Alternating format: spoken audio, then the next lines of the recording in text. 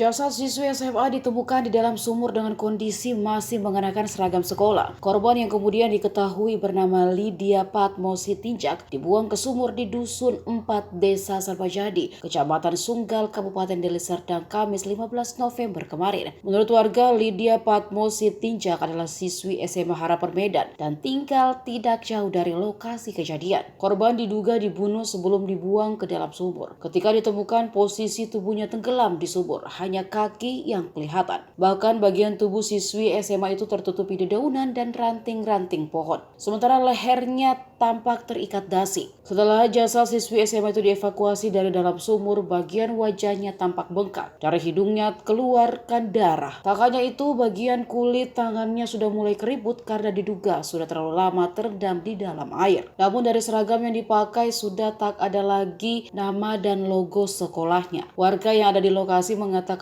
bahwa korban ini sudah hilang 3 hari. Ayah korban beberapa hari terakhir sudah mencari anaknya kemana-mana, tapi tidak ketemu. Sementara itu, kabar terbarunya korban dibunuh oleh kekasihnya sendiri yang bernama Riza, umur 25 tahun. Pelaku yang sudah ditangkap itu ternyata merupakan residivis narkoba. Namun polisi sampai saat ini belum menjelaskan apa motif dari pelaku menghabisi nyawa korban.